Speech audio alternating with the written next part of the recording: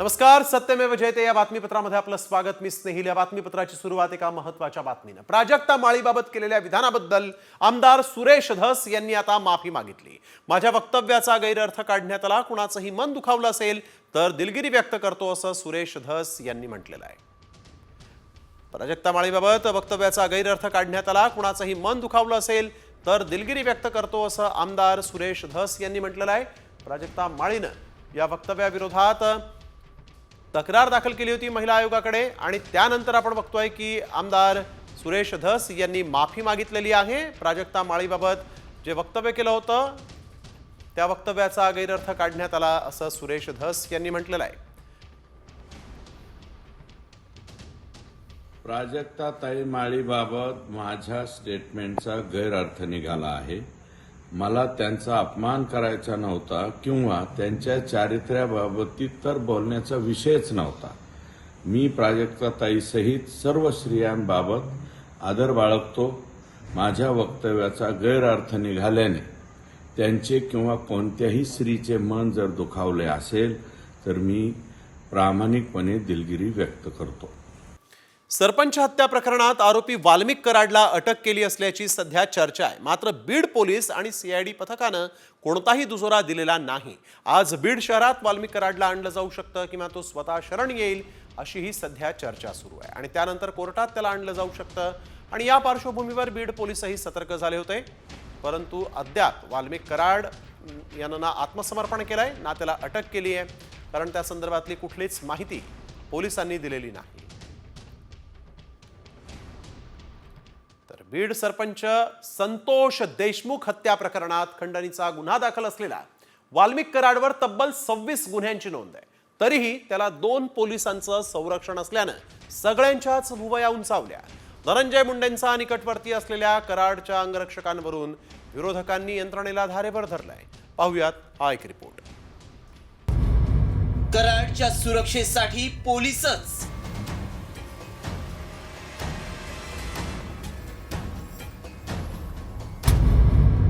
बीडमध्ये आमदारांना अंगरक्षक नाही.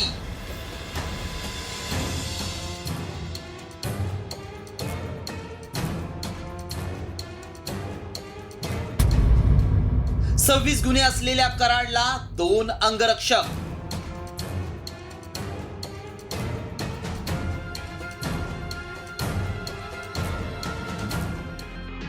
सरपंच संतोष देशमुख यांचं अपहरण करून हत्या झाल्याच्या प्रकरणानंतर अनेक गोष्टी उघड होत आहेत. बीड जिल्ह्यात गुन्हेगारी कृत्य करत हैदोस घातलेल्या वाल्मिक कराडच्या दिमतीला आता 2 पोलीस असल्याचंही समोर आलंय. कराडवर तब्बल 26 गुन्ह्यांची नोंद असूनही त्याला पोलीस संरक्षण देण्यात आल्यानं अनेकांच्या भुवया उंचावल्या. बीड जिल्ह्यातील लोकनियुक्त आमदारांना सुद्धा अंगरक्षक नाहीत. मात्र वाल्मिक कराडला अंगरक्षक असल्याचं दिसून आलंय. त्यामुळे आमदार संदीप क्षीरसागर यांनी केलेल्या आरोपांवरून कराड हा पोलीस संरक्षणात उजळ माथ्यानं फिरत असल्याचं दिसून येतंय. कराड विरोधातल्या गुन्ह्यांचा अहवाल पोलीस अधीक्षकांनी जिल्हाधिकाऱ्यांना पाठवलाय. की अशा ज्या क्रिमिनल माणसं आहेत, एक आमदार म्हणून आपल्याला एक बॉडीगार्ड भेटतो आणि एक क्रिमिनल माणसाला 2-2 बॉडीगार्ड कशी काय भेटतात? 26 गुन्हे दाखल असलेल्या वाल्मिक कराडला 2 अंगरक्षक आहेत. बीडमधील विद्यमान आमदारांपैकी सुरेश धस, विजयसिंग पंडित, नमिता मुंदडा यांना अंगरक्षक नाहीत. अमरसिंग पंडित, भीमराव धोंडे, प्रकाश सोळंके, पंकजा मुंडे, जयदत्त क्षीरसागर, राम खाडे, बजरंग सोनावणे आणि मृत सरपंच यांचे भाऊ धनंजय देशमुख तसंच संदीप क्षीरसागर यांना प्रत्येकी 1-1 पोलीस अंगरक्षक, तर धनंजय मुंडे आणि सुभाष राऊत यांना प्रत्येकी 2 अंगरक्षक आहेत. शिवाय अनेकांकडे 10-10 वर्ष तेच पोलीस अंगरक्षक असल्याबाबतही आश्चर्य व्यक्त होतंय. वाल्मिक कराड यांच्याबरोबर एक ऑथराइज्ड बॉडीगार्ड होता जो त्यांच्याबरोबर 15 तारखेपर्यंत होता. तर तो 15 तारखेला अचानक म्हणजे तो त्याच्या पुढे त्यांच्याबरोबर होता की नाही, तर त्यांच्याकडनं अशी माहिती मिळते की 15 नंतर त्याला रिकॉल करण्यात आलं. तर ते रिकॉल करण्यात आलं तर ते का करण्यात आलं, म्हणजे तसा अर्ज कोणी केला होता का तुमच्या एसपींनी त्यांना सहजच रिकॉल केलं? दुसरं, त्यांना हा जो पर्सनल बॉडीगार्ड होता हा पेड होता का कमिटीने डिसाईड करून दिलेला हा बॉडीगार्ड होता याची माहिती देखील मी त्यांच्याकडनं मागितली आहे. बीड जिल्ह्यातील मस्साजोगचे सरपंच संतोष देशमुख निरघृण हत्या प्रकरणात अजूनही प्रमुख आरोपी फरार असल्यानं त्यांची बँक खाती गोठवण्यात आली आहेत. मुख्यमंत्र्यांनी सीआयडीच्या अतिरिक्त महासंचालकांना हे आदेश दिलेत. संतोष देशमुख यांचं अपहरण आणि निरघृण हत्या, पवनचक्की प्रकल्पामध्ये 2 कोटींच्या खंडणीची मागणी, ॲट्रॉसिटी तसंच पवनचक्की प्रकरणी मारहाण अशा 4 प्रकरणातील 9 आरोपींच्या मुसक्या आवळत खाती गोठवण्यात आली आहेत. कराडच्या एका निकटवर्तीयाला सुद्धा पोलिसांनी उचललंय. पोलिसांनी कराडभोवतीचा फास आवळलाय. आता पुढे काय घडतंय याकडे संपूर्ण राज्याचं लक्ष लागलंय. ब्युरो रिपोर्ट, साम टीव्ही न्यूज. तर सरपंच संतोष देशमुख यांच्या हत्या प्रकरणात भाजपा आमदार सुरेश धस यांनी एक गौप्यस्फोट केला. पोलिसांना सरेंडर व्हावं की नाही यावरून वाल्मिक कराड आणि त्याच्या आकामध्ये वाद सुरू असल्याचा दावा धस यांनी केला. आका कोण हे मात्र धस काही सांगत नाहीयेत.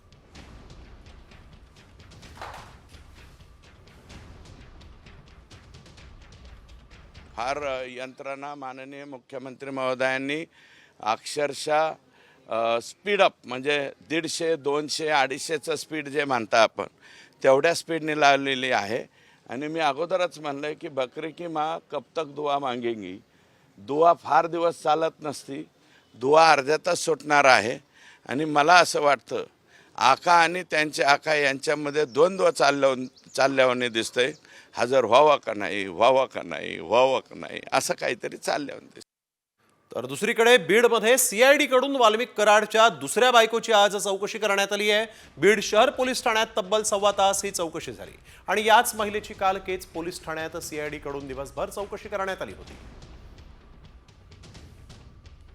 जे माझ्या भावाची हत्या झाली त्या भावाच्या हत्येमध्ये जे कोणी कटकारस्थान केले, जे कोणी सह आरोपी आहेत त्यांना 100% शिक्षा झाली पाहिजे. हे मी पहिल्या दिवसापासून म्हणतोय, आत्ता पण म्हणतोय आणि कधी पण म्हणणार. आणि न्याय भेटल्याशिवाय मागे सरकणार नाही, न्याय मिळवून घेणार. तर सरपंच हत्या प्रकरणातील आरोपींची हत्या झाल्याचा दावा सामाजिक कार्यकर्ते अंजली दमान यांनी केला होता. आणि याच पार्श्वभूमीवर दमान यांना आलेला कॉल हा दारूच्या नशेत एका व्यक्तीने केला होता, अशी माहिती बीडचे पोलीस अधीक्षक नवनीत कावत यांनी दिलेली आहे.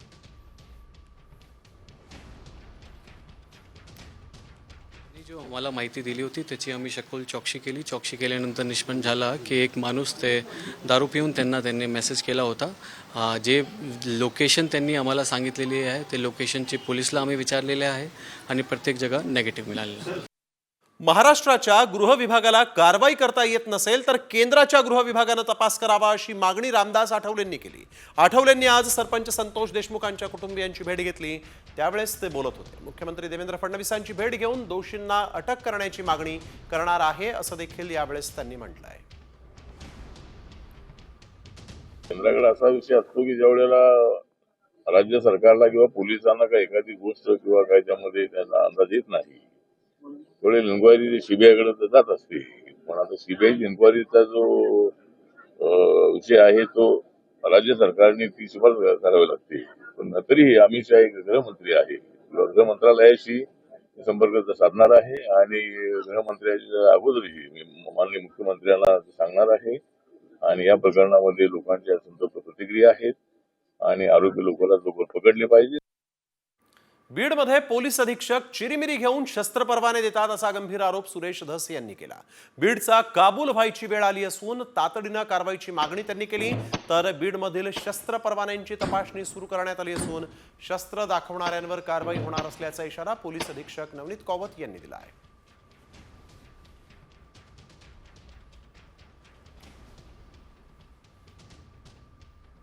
हायेस्ट हे परवाने दिले गेलेत त्या एसपींचं नाव आणि ती यादी या ठिकाणी मी मागितलेली आहे.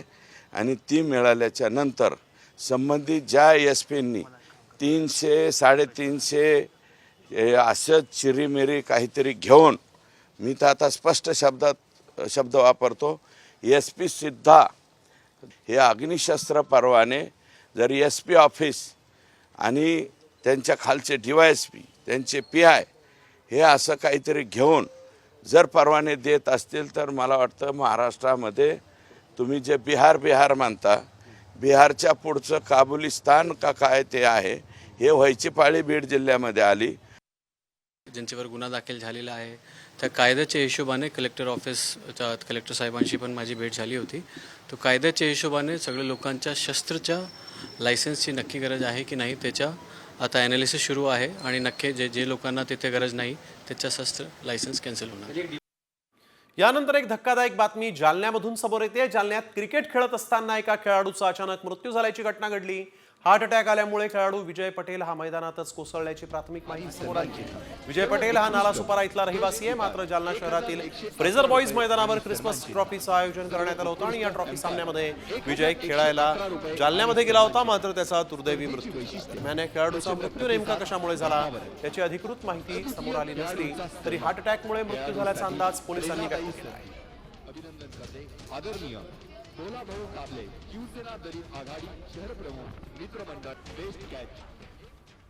माझं नाव अजय आहे. आम्ही दोघं मॅच चालू होती क्रिसमस ट्रॉफी, तर दोघं आम्ही क्रिकेट मॅच खेळत होतो. तर अचानक त्याच्या म्हणजे प्लेअरला माझ्या विजय पटेलला दुखायला लागलं. मग त्याला म्हणजे माहिती नव्हतं. मी पुढे गेलो, मागं वळून बघितलं, कॅम्पर बोलला की दुःख पडलाय. मग अचानक बघितलं आम्ही. नंतर मग आम्ही घाईघाईमध्ये त्याला हॉस्पिटलमध्ये नेलं. मग तेव्हा आम्हाला कळालं की तो म्हणजे त्याला हृदयाचा प्रॉब्लेम आहे वगैरे. मग नंतर ते हॉस्पिटलमध्ये गेल्यावर कळालं की तो मृत घोषित केला होता. तर एक मोठी बातमी यावेळेस समोर येते पुण्यातून. पुण्यात गॅसनं भरलेला सिलेंडर रेल्वे रुळावर ठेवून घातपात घडवण्याचा प्रयत्न केल्याची घटना घडली आहे. लोको पायलटच्या सतर्कतेमुळे ही धक्कादायक घटना उघडकीस आली. लोको पायलट शरद वाळके हे रात्री आपल्या हद्दीतील रेल्वे मार्गाची पाहणी करत होते आणि त्याच वेळेस त्यांना उरुळी कांचनच्या हद्दीत पुण्याकडे जाणाऱ्या रेल्वे रुळावर गॅसचा सिलेंडर आढळला. या प्रकरणी उरुळी कांचन पोलिसांनी अज्ञात व्यक्तीविरोधात गुन्हा दाखल केलेला आहे. मात्र लोको पायलटच्या सतर्कतेमुळे मोठा अनर्थ टळलाय. सागर आव्हाड आमचे प्रतिनिधी यावेळेस आपल्याबरोबर फोन लाईनवरून जोडले गेलेत. सागर, अतिशय धक्कादायक बातमी, पुण्यात हा घातपाताचा प्रयत्न. नक्कीच नवीन वर्षाच्या पूर्वसंध्येला हा मोठा कट जो आहे तो पुणे पोलिसांनी त्याचबरोबर ग्रामीण पोलिसांनी उधळून लावलेला आहे. आणि रेल्वे रुळावरती गॅस सिलेंडर भरलेला गॅस सिलेंडर अज्ञात व्यक्तीने ठेवलेला होता. लोको पायलटच्या या सतर्कतेमुळे हा अपघात जो आहे तो टळलेला आहे आणि अज्ञाताविरोधात उरुळी कांचन पोलीस स्टेशन मध्ये गुन्हा दाखल करण्यात आलेला आहे. आणि घटनेचं गांभीर्य ओळखून वरिष्ठ पोलीस जे आहेत ते घटनास्थळी त्यांनी दाखल झाले. ते काल रात्रीची ही सगळी घटना आहे. हा गॅस सिलेंडर का ठेवला होता, कशासाठी ठेवला होता हेही अजून समोर आलेलं आहे. मात्र एक मोठा घातपात होण्याची शक्यता जी आहे ती वर्तवण्यात येत होती. त्याच पूर्वसंध्येला अशा घटना ज्या आहेत त्या घडल्या जाऊ शकतात असा अंदाजही पोलिसांना व्यक्त केला होता. मात्र लोको पायलटने हा सर्व प्रकार जो आहे तो उघडकीस आणला आणि त्यामुळे एक मोठा घातपात टळला असं म्हणावं लागेल. धन्यवाद सागर, आपण दिलेल्या या सविस्तर माहितीसाठी. अज्ञाताविरोधात गुन्हा दाखल केलाय. आता घातपाताचा हा प्रयत्न नेमका कुणी केलाय याचा शोध लावणं देखील तितकंच महत्वाचं आहे. तर वळूया पुढील बातमीकडे. बातमी मुंबईतून. मुंबईच्या लोकलमध्ये 2 तरुणांमध्ये जोरदार हाणामारी झाली. लोकलमध्ये एक प्रवासी गुटखा खाऊन लोकलच्या डब्यातच थुंकल्यामुळे इतर प्रवाशांनी त्याला बेदम चोप दिलेला आहे. जन्माची अद्दल त्याला घडवली. या घटनेचा व्हिडिओ सोशल मीडियावर व्हायरल झाला. तर गुटखा खाऊन रेल्वेच्या डब्यामध्ये थुंकणाऱ्या प्रवाशांची मुंबईत कमी नाहीये आणि त्यापैकी हा प्रवासी रेल्वेच्या डब्यामध्येच गुटखा खाऊन थुंकला आणि त्यानंतर सहप्रवाशांनी त्याला चोप. तर या अशा बेजबाबदार प्रवाशांवर कारवाई होणं अत्यंत गरजेचं आहे. कायदा यावेळेस प्रवाशांना हातात घ्यावा लागतो. अशा जबाबदार प्रवाशांवर जरब बसावी म्हणून खरं तर प्रशासनाने या प्रकरणी कठोर कारवाई करणं अत्यंत गरजेचं असल्याचं इथं दिसतं.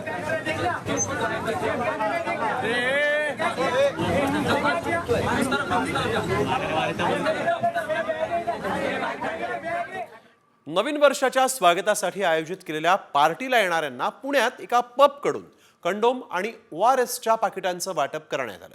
पुण्यातील मुंढवा परिसरातील एका पबकडून या 2 वस्तूंचं वाटप करण्यात आलं. पोलिसांनी या प्रकरणी चौकशी सुरू केली आणि पार्टीसाठी येणाऱ्या लोकांचे जबाब सुद्धा नोंदवले. कंडोम आणि ORS पाकिटाच्या वाटपाविरोधात काँग्रेसनं पुणे पोलीस आयुक्तांकडे तक्रार केलेली आहे. पुणे शहराला शैक्षणिक व सांस्कृतिक शहर म्हणवतो आणि दुसरीकडे जे आहेत त्या क्लबवाल्यांनी काहीतरी वेगळ्या पद्धतीने मुलांना अट्रॅक्ट करण्यासाठी आपण हे करायचं. आता शेवटी जेव्हा तुम्ही कॉन्डोम पाठवता तर ते मुलांना अट्रॅक्ट करणार आणि तुम्ही सेक्ससाठी तुम्ही मुलांना अट्रॅक्ट करताय की येस दिस इज आम्ही तुम्हाला देतोय, तुम्ही याचा वापर करावा. ज्यांना करायचं ते करणार आहात. तर यासाठी मी काल आम्ही पोलीस आयुक्तांना सुद्धा पत्र दिलेलं आहे आणि याचा युवक काँग्रेस म्हणून आम्ही निषेध करतो.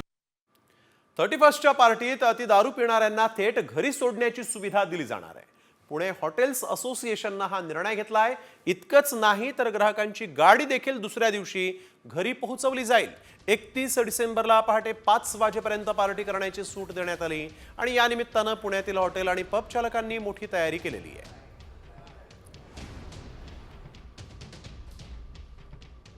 तर आपल्याला वाटलं की त्याला जास्ती झाली तर आपण त्याला ड्रिंक्स सर्व करू नये. हॉटेलवाल्यांनी तो कॉल घ्यायचा प्रत्येक हॉटेलवाल्यांनी की गाडीने आपण ओला कार तर प्रत्येक लोकांनी आपल्या कॉन्टॅक्टमध्ये 10-12 गाड्यांचं ठेवलेलं आहे. तर ते लगेच ओला कार करतील आणि ओला कारमध्ये त्यांना बसून देतील. हां, दुसऱ्या दिवशी गाडी जर त्यांनी आम्हाला चावी दिली तर दुसऱ्या दिवशी गाडी आम्ही त्याला घरपोच करून देऊ. नवीन वर्षांचं सेलिब्रेशन यंदा जोरदार होणार आहे. 31 डिसेंबरला रात्री 1 वाजेपर्यंत मद्य विक्री तर पहाटे 5 वाजेपर्यंत पार्टी सुरू राहणार आहे. Hotel, restaurant, permit room, orchestra bar पहाटे 5 पर्यंत सुरू ठेवायला परवानगी देण्यात आली आहे. मुंबई, नवी मुंबई, पुणे, ठाणे आणि नागपूरमध्ये ही मुभा आहे. गृह विभागाकडून आदेश जारी करण्यात आलेले आहेत. रात्री 1 वाजेपर्यंत मद्य विक्रीस परवानगी देण्यात आलेली आहे. हॉटेल, बार पहाटे 5 पर्यंत सुरू राहणार आहेत. दारू 1 वाजेपर्यंत तर पार्टी 5 वाजेपर्यंत करायला मुभा मिळाली आहे. 31ला आणि 1 तारखेला पहाटे 5 पर्यंत पार्टी करता येणार आहे. वाईन शॉप मध्यरात्री 1 वाजेपर्यंत तर बिअर बार पहाटे 5 वाजेपर्यंत सुरू राहतील. हॉटेल, रेस्टॉरंट, परमिट रूम आणि ऑर्केस्ट्रा बारही पहाटे 5 पर्यंत सुरू राहणार आहेत. आउटडोअर कॉन्सर्टसाठी रात्री 12 वाजेपर्यंतच परवानगी असणार आहे. मुंबई, नवी मुंबई, पुणे, ठाणे आणि नागपूरसाठी गृह विभागानं हे आदेश दिलेले आहेत.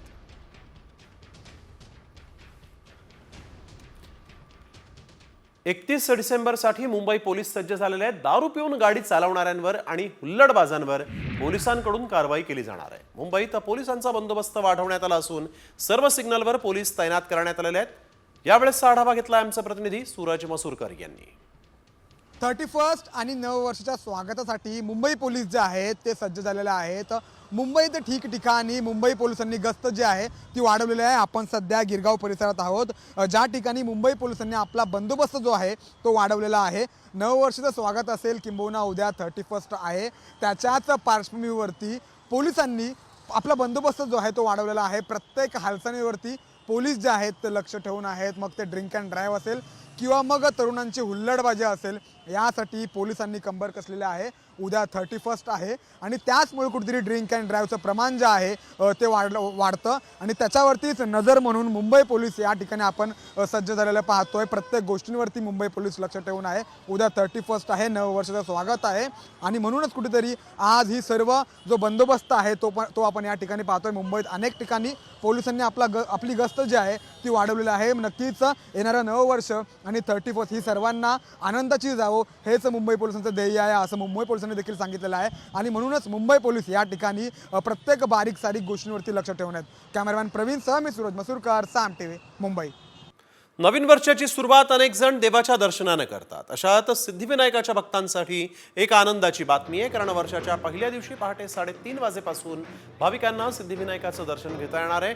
वर्षाच्या पहिल्या दिवशी सिद्धिविनायक मंदिरात होणाऱ्या गर्दीच्या पार्श्वभूमीवर हा मोठा निर्णय घेण्यात आला आहे. रात्री 10:30 पर्यंत भाविकांना सिद्धिविनायकाचं दर्शन घेता येईल.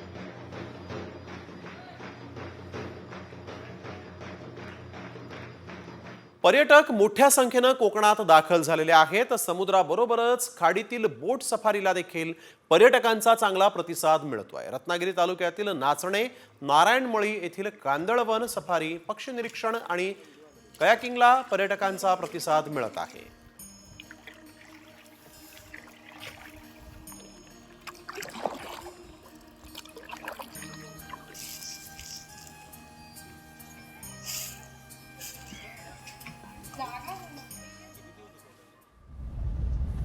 फर्स्ट आणि नवीन वर्षाच्या स्वागतासाठी पर्यटक मोठ्या संख्येनं मनालीमध्ये आले आहेत. पर्यटकांची मोठी गर्दी मनालीत झालेली आहे आणि त्यामुळे मनालीमध्ये विविध स्पॉटवर जाण्यासाठी पर्यटकांची झुंबड उडाल्यामुळे मनालीतल्या रस्त्यांवर जागोजागी वाहतूक कोंडी झाल्याचं पाहायला मिळत आहे. काही किलोमीटरपर्यंत इथं वाहनांच्या रांगा लागल्याचं दिसतंय.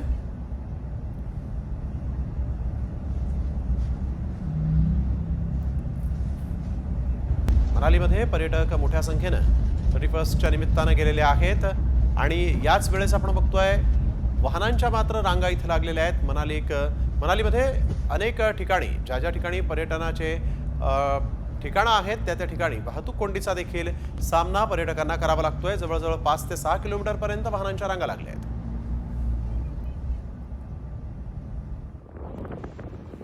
शिमला मनालीमध्ये जोरदार बर्फवृष्टी सुरू आहे, त्यामुळे सर्वत्र बर्फाची चादर पसरली. या बर्फवृष्टीचा पर्यटक देखील मोठ्या प्रमाणात आनंद घेत आहेत. झाडं आणि डोंगरांवर सर्वत्र बर्फ पसरलेला आहे.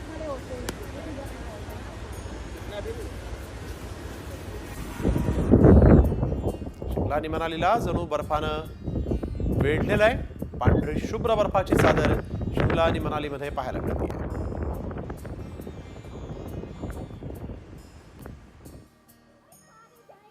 तर जम्मू काश्मीरमध्ये सध्या जोरदार बर्फवृष्टी सुरू आहे, त्यामुळे रस्त्यांवर घरांवर सर्वत्र बर्फाची चादर पसरली.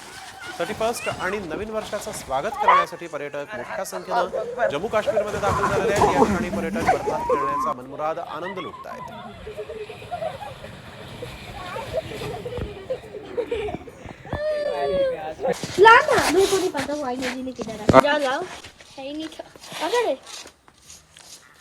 राज्यातील शिक्षकांना दिलासा देणारी बातमी आहे. शिक्षकांचा पगार 5 जानेवारीपर्यंत होण्याची शक्यता आहे.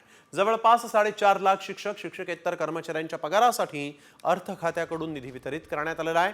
दरमहा पगारासाठी 22 ते 25 तारखेपर्यंत निधी वितरित होतो. पण यावेळेस लाडकी बहीण योजनेमुळे तिजोरीमध्ये पैसा नसल्यानं 2 दिवस विलंबानं हा निधी वितरित करावा लागलेला आहे. त्यामुळे शिक्षकांचा पगार आता 1 तारखेच्या ऐवजी 5 तारखेपर्यंत होणार आहे, असं वेतन अधीक्षकांनी सांगितलेलं आहे. शिक्षकेतर कर्मचारी 4.5 लाख इतके आहेत. दरवर्षी या शिक्षकेतर पगार देण्यासाठी म्हणून 68,000 कोटी लागतात, तर 5,500 कोटी रुपये दरमहा निधी लागतो. दरमहा पगाराची तारीख ही 1 इतकी असते. तर अंगणवाडी सेविकांसाठी एक मोठी बातमी. अंगणवाडी सेविकांच्या मानधनाचा मार्ग मोकळा झालेला आहे, कारण राज्य सरकारनं मानधन आणि प्रोत्साहन भत्त्यापोटी 163.43 कोटींचा निधी उपलब्ध करून दिला. त्यामुळे लवकरच अंगणवाडी सेविकांचं थकीत मानधन मिळणं शक्य होणार आहे.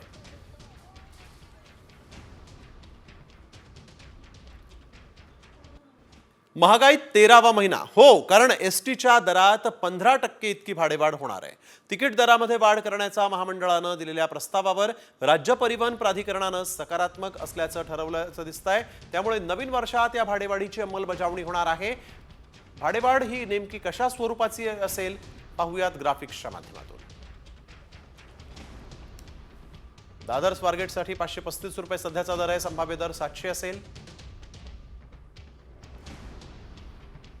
मुंबई अलिबागसाठी सध्या 160 रुपये मोजावे लागतात. संभाव्य दर 180 रुपये असेल.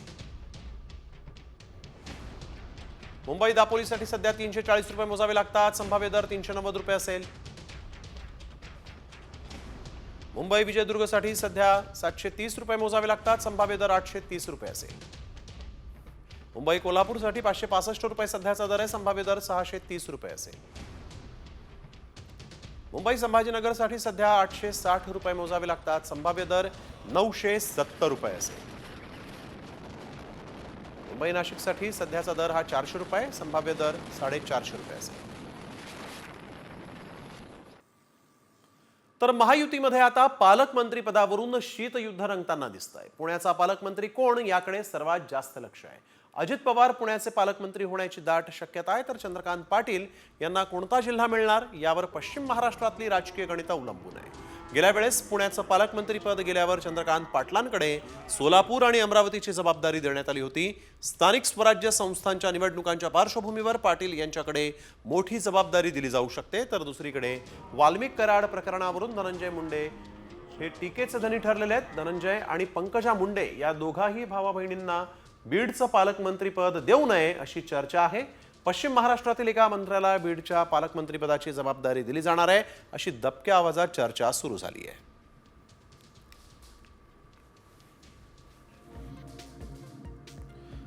पुण्याचा पालकमंत्री कोण होणार यामध्ये चुरस आहे. अजित पवार, चंद्रकांत पाटलांचं नाव पुढे येत आहे. रायगडमध्ये भरत गोगावले, अदिती तटकरे यांच्यामध्ये पालकमंत्रीपदावरून चुरस आहे. तर बीडमध्ये धनंजय मुंडे आणि पंकजा मुंडे यापैकी कोण पालकमंत्री होते पाहावं लागेल. संभाजीनगरमध्ये संजय शिरसाट, अतुल सावे यांचं नाव चर्चेत आहे.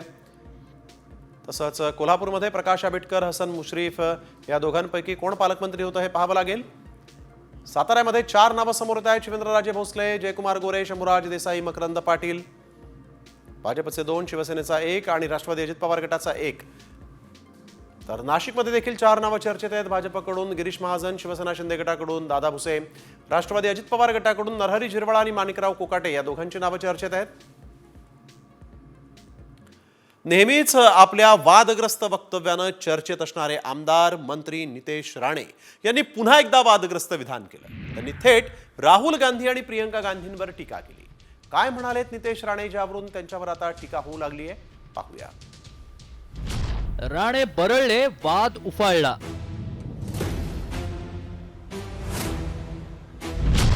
प्रियंकांना मत देणारे अतिरेकी. नितेश राणेंचं वादग्रस्त वक्तव्य. मिनी पाकिस्तानच आहे केरळ. हिंदुत्वाच्या विषयावर आक्रमकपणे बोलताना कणकवलीचे आमदार नितेश राणे यांनी आतापर्यंत अनेकदा प्रक्षोभक वक्तव्य केली आहेत. त्यातच फडणवीस सरकारमध्ये मंत्री झालेले भाजप नेते नितेश राणे यांनी आता केरळची तुलना थेट पाकिस्तान सोबत केली आहे. केरळ हा मिनी पाकिस्तान झालाय. त्यामुळे लोकसभेतील विरोधी पक्षनेते राहुल गांधी आणि प्रियंका गांधी तिथून निवडणूक जिंकतात असं वक्तव्य मंत्री नितेश राणे यांनी केलंय. काय म्हणालेत राणे आणि त्यावर काँग्रेस प्रवक्ते अतुल लोंढेंनी काय प्रतिक्रिया दिली आहे, पाहूया. मिनी पाकिस्तानच आहे केरळ, म्हणूनच तो राहुल गांधी तिथे निवडून आता त्यांची बहीण निवडून येते ना, सगळे अतिरेकीच त्याला मतदान करतात. खरंच आहे, विचारा.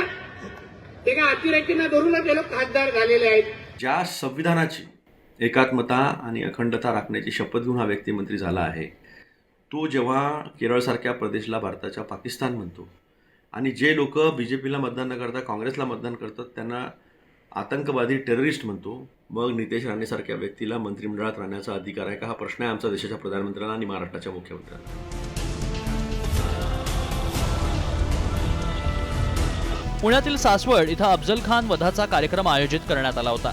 या कार्यक्रमात त्यांनी हे वक्तव्य केलं. मात्र भाजपचे प्रदेशाध्यक्ष चंद्रशेखर बावनकुळेंनी ते राणेंचं वैयक्तिक मत असल्याचं म्हणत पाठराखण केली आहे. असं आहे की नितेश राणेंनी आपलं मत व्यक्त केलं आहे. जरा मला तपासून बघावं लागेल नितेश राणे काय बोलले, पण नितेश राणेंचं त्यांनी आपलं मत व्यक्त केलं आहे. त्यात मला एकदा पुन्हा मी तपासून घेतो काय बोलले. दरम्यान नितेश राणे यांनी वादग्रस्त विधानं करण्याची ही काही पहिलीच वेळ नाही. यापूर्वीही राणेंनी मुस्लिमांविरोधात वादग्रस्त वक्तव्य केली होती. मीरा रोड हिंसाचार प्रकरणातही राणे वादात अडकले होते. पोलीस ठाण्यात पत्रकार परिषद घेतल्याचा आरोप त्यांच्यावर झाला होता.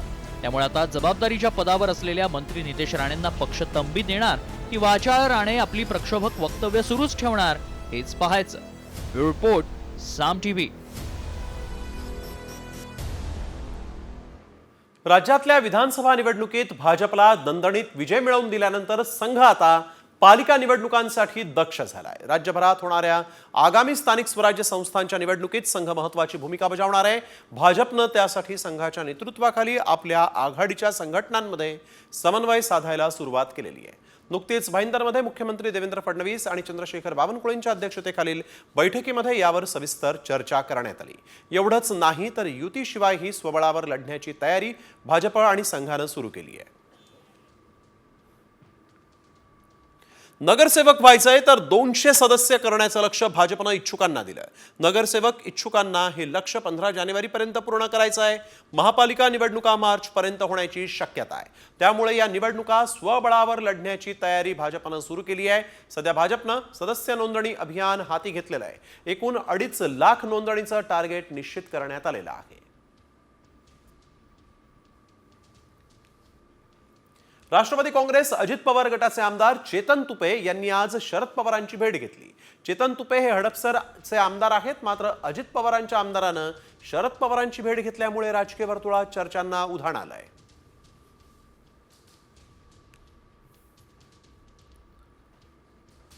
दिल्लीचे माजी मुख्यमंत्री अरविंद केजरीवाल यांनी विधानसभा निवडणुकीच्या आधी मोठी घोषणा केली। दिल्लीत आपचं सरकार पुन्हा आल्यास पुजारी आणि पुरोहितांना दरमहा 18,000 रुपये दिले जाणार आहेत। अरविंद केजरीवाल स्वतः मंगळवारपासून कॅनॉट प्लेस मधल्या हनुमान मंदिरातून नोंदणी मोहीम सुरू करणार आहेत। भाजपनं ही नोंदणी मोहीम थांबवून दाखवावी असं आव्हानच केजरीवाल यांनी या घोषणेनंतर दिलेलं आहे। छत्रपती संभाजीनगरमध्ये आता राज्य उत्पादन शुल्क आणि पोलीस विभाग देखील मद्यपिंना आवरण्यासाठी कमी पडणार आहे। कारण 31st साठी तब्बल 65,000 मद्यपिंनी दारू पिण्याचं लायसन्स काढलेलं आहे। विदेशी दारूसाठी 55,000 लायसन्स देण्यात आलेले आहेत, तर देशी दारूसाठी 10,000 लायसन्स जारी करण्यात आलेले आहेत। संभाजीनगर शहरात 7 ठिकाणी 31st ची पार्टी होणार आहे।